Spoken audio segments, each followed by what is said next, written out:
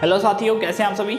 उम्मीद करता हूं आप सभी ठीक होंगे, अच्छे होंगे। आज जिस विषय पे मुझे आपसे बात करना है वो विषय है हमारा ज्योग्राफी का चैप्टर 2 वन्य एवं वन्यजीव संसाधन। ठीक है, जिसमें हम ये देखने की कोशिश करेंगे कि सबसे पहले उसका इंट्रोडक्शन पार्ट कि ये चैप्टर में क्या बताया जा रहा है उसके बारे में हम देखेंगे। जस्ट उसके बाद हमारा जो टॉपिक होगा वो जाएगा पर्यावरण के ऊपर कि पर्यावरण क्या होता है, इन्वायरमेंट क्या होता है। जस्ट इन्वायरमेंट के बाद हम जानेंगे कि बायोडाइवर्सिटी क्या होती है, जैव विविधता क्या होती है। एंड उसके बाद हमारा कंसंट्रेशन होगा पारिस्थितिकी तंत्र पे कि इकोसिस्टम क्या होता है। ठीक है, जस्ट उसके बाद हम मूव आउट करेंगे अपने नए टॉपिक के ऊपर जो रहेगा कि इंडिया में फ्लोरा एंड फौना किस तरीके का है, इसके ऊपर हम बात करेंगे। एंड उसके बाद हम टाइप्स ऑफ फॉरेस्ट की बात करेंगे।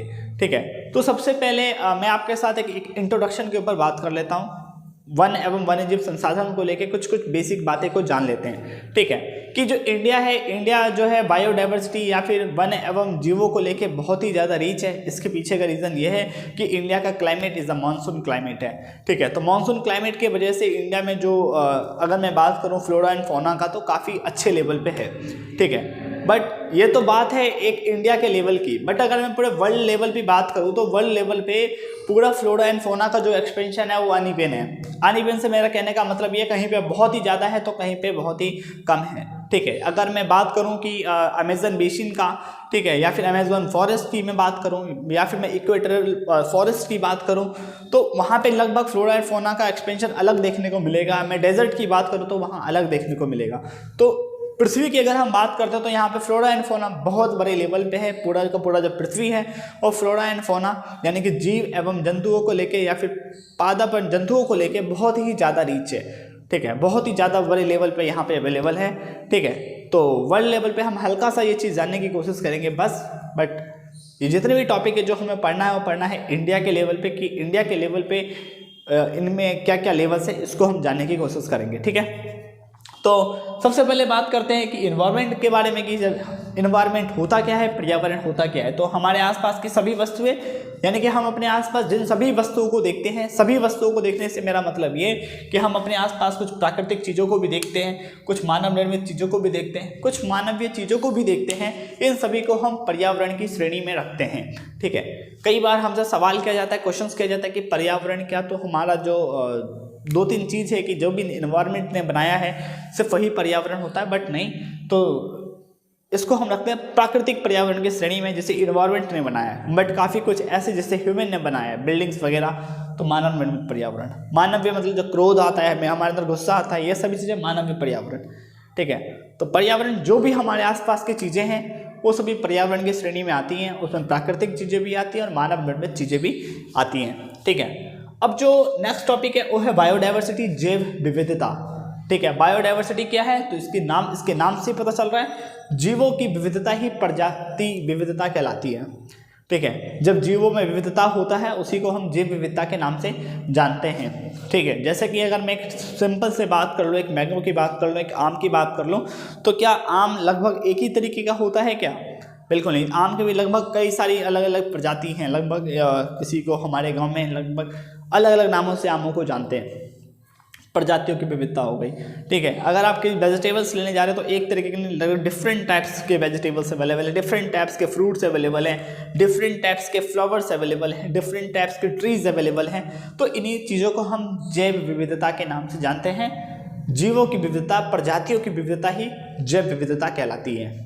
ठीक है, तो अब जो नेक्स्ट है वो है पारिस्थितिकी तंत्र, इकोसिस्टम, कि इसमें इकोसिस्टम क्या है। तो इकोसिस्टम से हमारा मतलब ये है कि मानव और पर्यावरण का पारस्परिक संबंध, यानी कि ह्यूमन का इन्वायरमेंट के साथ कैसा संबंध है, कैसा रिलेशंस है, उसी को हम क्या कहते हैं, इकोसिस्टम कहते हैं।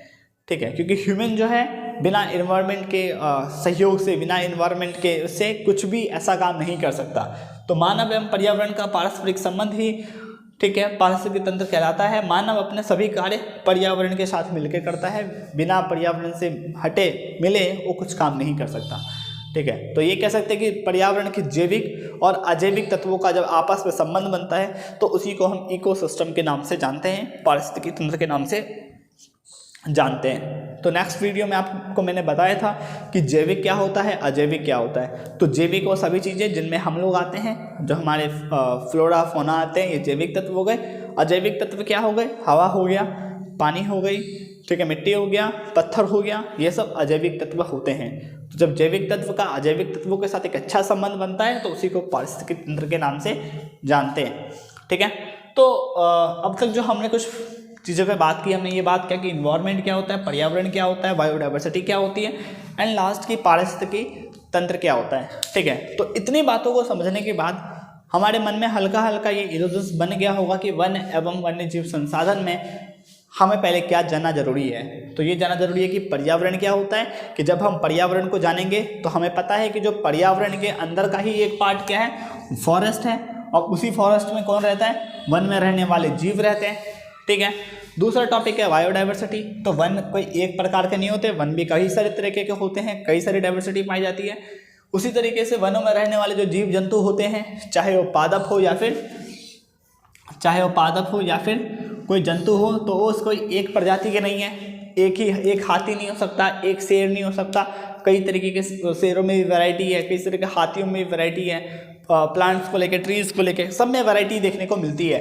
ठीक है, उसके बाद हमने कहा कि पारिस्थितिकी तंत्र किस तरीके से बायोटिक अबायोटिक का आपस में रिलेशन है, कि जितने भी ज़्यादा पेड़ वगैरह हैं बिना सूरज के रोशनी एंड हवा वगैरह की वजह से ग्रो नहीं कर सकते, बढ़ नहीं सकते, तो इकोसिस्टम भी है। तो एक बेसिक अंडरस्टैंडिंग है कि ये वो चीज़ें हैं जो इसको समझने के लिए हमें ज़्यादा कंफर्ट करेंगे। ठीक है, तो अब हम बात कर लेते हैं भारत में वनस्पति जात और प्राणी जात के बारे में, यानी कि इंडिया में फौना एंड फ्लोरा का क्या वो है उसके बारे में हम थोड़ा देख लेते हैं। तो भारत में विविधता देखने को मिलती है। सबसे पहली बात कि इंडिया के अंदर जो है डाइवर्सिटी देखने को मिलती है, किसमें, जीवों में और वनस्पतियों में, यानी कि पौधों में और जीवों में, ठीक है, जानवरों में डाइवर्सिटी देखने को मिलती है। क्योंकि एक हिस्सा भारत का वो जहाँ पे बहुत ही ज़्यादा रीच है, बहुत ही ज़्यादा पेड़ पौधे हैं, बहुत ही ज़्यादा कुछ है, ठीक है, बट कोई हिस्सा ऐसा जहाँ पे बिल्कुल भी पेड़ पौधे अवेलेबल नहीं हैं। ठीक है, इंडिया के अगर आपको मैप याद हो तो इंडिया का जो वेस्टर्न वाला हिस्सा होता है, वेस्टर्न घाट बहुत ही बायोडाइवर्सिटी रीच एरिया है। क्यों बायोडाइवर्सिटी रीच एरिया है? क्योंकि यहाँ का जो क्लाइमेट है बहुत ही फेवरेबल क्लाइमेट है, जिसकी वजह से यहाँ पे फ्लोरा एंड फौना का बहुत ही ज़्यादा वो है, लेवल अच्छा है। ठीक है, बट कुछ हिस्से ऐसे हैं जहाँ पे फ्लोरा एंड फौना का लेवल गिरा हुआ है, जैसे थार डेजर्ट हो गया, रेगिस्तानी इलाका है, वहाँ पे डाइवर्सिटी उतनी रीच नहीं है। ठीक है, रीच कहाँ है, वेस्टर्न घाट, मानसून वाला इलाका जहाँ मेघालय, चेरापूंजी इलाका जहाँ बहुत ही ज़्यादा बारिश होती है, हिमालय रेंज हो गया, इन सब पे बायोडाइवर्सिटी बहुत ही ज़्यादा रीच है। तो भारत में विविधता देखने को मिलती है। इंडिया जो है प्रजातियों की विविधता को लेकर अत्यधिक धनी है। इसका मतलब ये है कि इंडिया में बहुत ही रीच लेवल, अच्छे लेवल पे जो है फ्लोरा एंड फौना अवेलेबल है, पाया जाता है। ठीक है, फ्लोरा एंड फौना का जो एक्सपेंशन वगैरह सब कुछ इंडिया में बेटर है, और सबकी प्रजाति ज़्यादा के ज़्यादा है। ठीक है, ऐसा नहीं कि एक ही प्रजाति के जीव यहाँ पाए जाते हैं, ऐसा कुछ भी नहीं है। इंडिया में अगर आप देखेंगे तो कई सारे जीव हैं जिनकी कई सारी प्रजातियाँ अवेलेबल हैं। ठीक है, अगर आप चूहे की बात करते हैं तो कई तरीके के चूहे आपको मिल जाते हैं। एक तो हमारे नॉर्मल घरों में देखने को मिलते हैं, पहाड़ों पर देखने को मिलते हैं, जंगलों में देखने को मिलते हैं, तो काफ़ी रीच है। ठीक है, भारत में जो जीव हैं उनके उपजाति, भारत में जीवों की उपजातियों की संख्या लगभग 16 लाख है। उपजाति का मतलब क्या होता है? मान लीजिए कोई जीव है, मान लीजिए कोई हाथी है, या फिर मान लीजिए कि कोई शेर है, उनके अंदर जो उनकी छोटी छोटी जो जातियाँ हैं, उनकी जो छोटी छोटी जातियाँ हैं, ऐसे कई सारे एनिमल की जो छोटी छोटी उपजातियाँ हैं, उनकी संख्या लगभग 16 लाख है। तो आप सोच सकते हैं कि कितनी ज़्यादा रीच है। ठीक है, उसके बाद अनुमान के हिसाब से, यानी कि ऐसा एज्यूम किया गया है, माना गया है कि 10% वन्य वनस्पति और 20% स्थलीय जीव लुप्त होने के कगार पे, यानी कि 10% वैसे जीव जंतु हो गए जो वनों में रहते हैं, जंगलों में रहते हैं। ठीक है, वो गायब होने या लुप्त होने के कगार पे पहुंच चुके हैं, और लगभग 20% वे लोग जो स्थलीय, जो ज़मीनों पर रहने वाले लोग हैं, उनके लुप्त होने का खतरा है।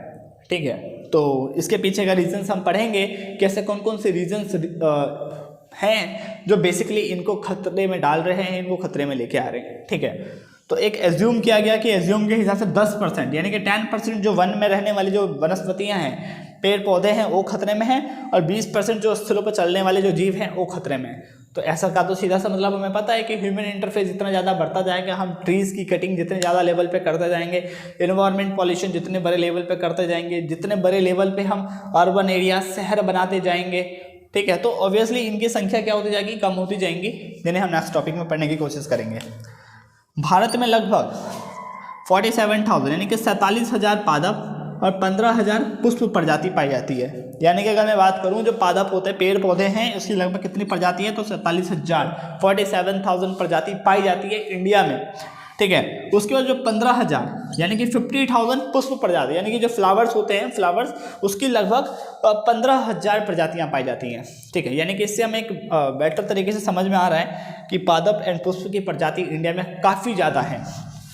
इसके साथ 81,000 यानी कि 81,000 प्राणी की प्रजाति, प्राणी मतलब जो जमीनों पे या इधर उधर चल रहे हैं, ठीक है, जो सांस ले रहे हैं, एनिमल्स जितने भी हो गए, उनके लगभग 81,000 प्रजाति अवेलेबल हैं, ठीक है। पक्षी हो गए, जितने भी बर्ड्स हो गए, उनके लगभग 1200 प्रजाति अवेलेबल है। मछली हो गई, मछली के लगभग 2500 प्रजातियाँ उपलब्ध हैं। तो इसलिए कहा गया था कि जो इंडिया है यहाँ पे डाइवर्सिटी देखने को मिलती है। इसलिए कहा गया कि जो इंडिया है वो फ्लोरा एंड फौना को लेकर अत्यधिक रीच है, अत्यधिक धनी है, अत्यधिक अमीर किस्म का है, ठीक है। क्यों है, तो मैंने बताया कि भारत में लगभग 47,000 यानी कि 47,000 जो है पादप पाए जाते हैं यहाँ पे, ठीक है।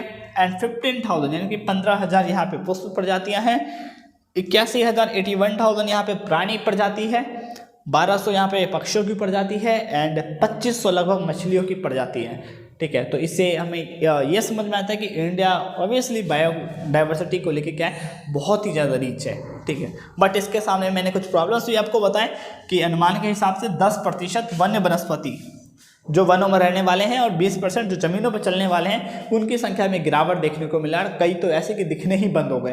तो इसके पीछे का जो reason is a very simple reason कि ट्रीज़ की कटिंग होती जा रही है, ठीक है। मॉडर्नाइजेशन इतना ज़्यादा होता जा रहा है कि अर्बन एरियाज बसते जा रहे हैं, जंगल बिल्कुल कट चुके हैं, पॉल्यूशन वगैरह इतने बड़े लेवल पे फैलता गया जिसके वजह से इनको दिक्कत का सामना करना पड़ रहा है, ठीक है।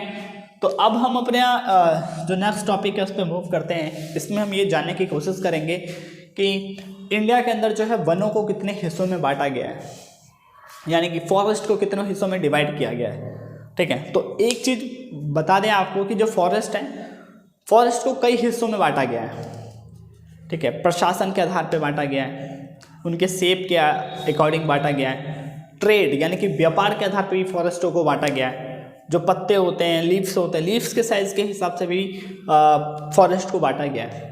बट आपकी क्लास 10th में उतने बड़े लेवल पे आपको पढ़ने की ज़रूरत नहीं है, ठीक है। आपको एक अंडरस्टैंडिंग बनाना है कि यस एक्चुअल में फॉरेस्ट को किन किन हिस्सों में डिवाइड किया जा सकता है, बस आपको इतना ही जानने की ज़रूरत है, ठीक है। तो सबसे पहला जो हो गया आपका आरक्षित हो गया। आरक्षित मतलब जो रिजर्व्स होते हैं, ठीक है। उसमें क्या होता है, आधे से ज़्यादा जो फॉरेस्ट है इंडिया में, आधे से ज़्यादा फॉरेस्ट का मतलब ये कि लगभग 50% से भी ज़्यादा जो परसेंट जो है फॉरेस्ट का, वो लगभग आरक्षित फॉरेस्ट है। इनमें क्या होता है कि सभी कार्यों पर प्रतिबंध होता है, यानी कि आप इसमें जाके किसी पेड़ों को नहीं काट सकते, आप इसमें से किसी लीव्स को नहीं तोड़ सकते, जलाने के लिए लोग लकड़ियाँ कलेक्ट करने जाते हैं, आप वो नहीं कर सकते, आप किसी एनिमल्स का शिकार नहीं कर सकते, आप घूमने फिरने भी उसमें नहीं जा सकते। सभी कामों पे क्या होता है, प्रतिबंध लगा होता है, आप नहीं जा सकते उन इलाकों में, ठीक है।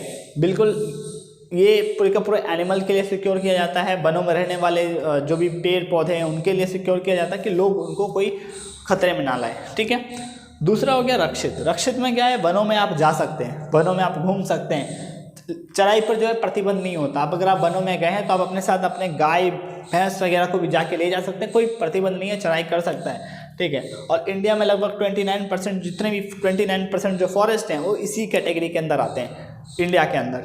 एंड उसके बाद हो गया आपका अवर्गीकृत, ठीक है, अनडिफाइंड जो फॉरेस्ट हो गया, वो क्या है, तो इसमें किसी भी प्रकार का प्रतिबंध नहीं होता, किसी भी प्रकार का प्रतिबंध नहीं होता, आप जा सकते हैं, घूम सकते हैं, फिर सकते हैं, आ सकते हैं, कोई दिक्कत की बात नहीं है। तो ये है फॉरेस्ट का टाइप, एक में बिल्कुल तरीके से प्रतिबंध है, एक में प्रतिबंध नहीं होता, एक में तो बिल्कुल कुछ होता ही नहीं है, ठीक है।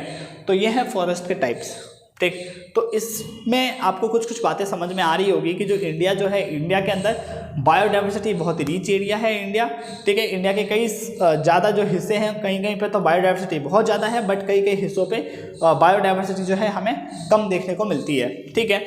अब यह है कि भारत में जो है जीवों की भी उपजातियाँ हैं जिनकी जनसंख्या लगभग 16 लाख है, ठीक है। अनुमान के हिसाब से 10% जो वन्य वनस्पति हैं वो गायब हो चुकी हैं और 20% जो स्थल पर रहने वाले जो वनस्पति हैं वो गायब हो चुके हैं। और भारत में लगभग 47,000 पादप हैं, 15,000 पुष्प की प्रजाति पाई जाती है, 81,000 प्राणी की प्रजाति पाई जाती है, 1200 पक्षी की प्रजाति पाई जाती है और 2500 मछलियों की प्रजाति पाई जाती है, ठीक है। जिससे हमें ये समझ में आता है कि इंडिया एक्चुअल में बायोडाइवर्सिटी रिच है। इसके पीछे का मेन रीज़न ये है कि इंडिया का जो क्लाइमेट है ये बहुत ही फेवरेबल क्लाइमेट है, ठीक है।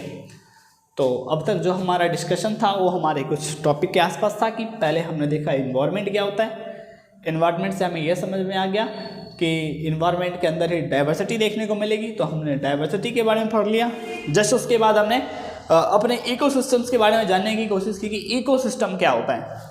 तो जब हमारा कॉन्सेप्ट क्लियर हो गया इकोसिस्टम को लेके, तो जस्ट हमने मूव किया इंडिया में फ्लोरा एंड फोना का क्या है, जो डेटा है, क्या रेशियो है, उस पर हमने अपना कंसंट्रेशन किया। एंड अगेन हमने ये डिस्कस करने की कोशिश की कि जो इंडिया है, इंडिया में वनों को कितने टाइप्स में बांटा गया है। तो जिसमें मैंने आपको बताने की कोशिश की कि वनों को प्रशासन के आधार पर अलग तरीके से बांटा जाता है, आकार के आधार पर अलग तरीके से बांटा जाता है, वर्षा के आधार पर भी बांटा जाता है, पत्तों को बेस बना के भी बांटा जाता है, ठीक है, व्यापार यानी कि ट्रेड के बेस पे भी उनको बांटा जाता है।